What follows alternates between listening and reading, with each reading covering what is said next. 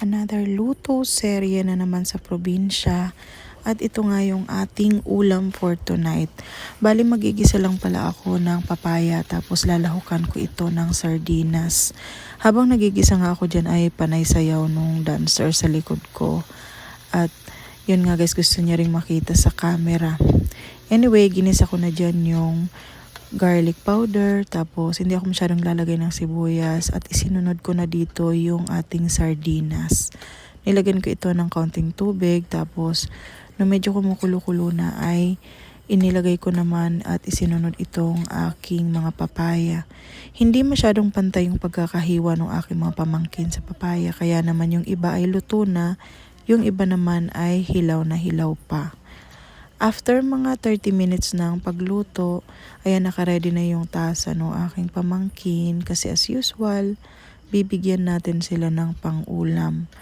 So, yung isa ko namang pamangkin is parating na and doon na lang daw sila sa kanilang bahay kakain. Minsan guys, dahil nga wala na yung mama nila at sila na lang apat na magkapatid yung magkasama sa bahay.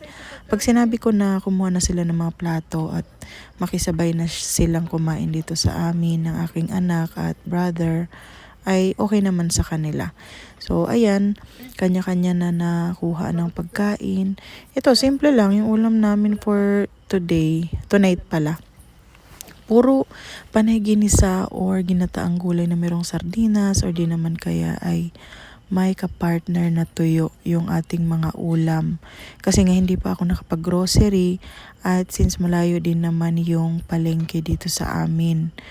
May palengke kami na yung parang maliit na pamilihan na kung saan merong maliit na LCC store or maliit na supermarket, tapos more on fresh market na siya guys, ay mga 10 minutes siguro na pagmumotor or 15 minutes na tricycle.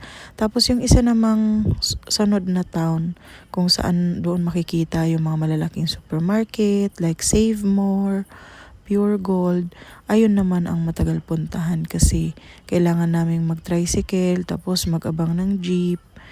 Pag doon na guys, ang hirap kasi 'di ba magsasakay ka na naman ng jeep tapos paano kung malayo at sobrang dami ng dala mo. So, ayan, tiyagaan muna natin kung ano yung mga nabibili naming pang-ulam dito sa tindahan.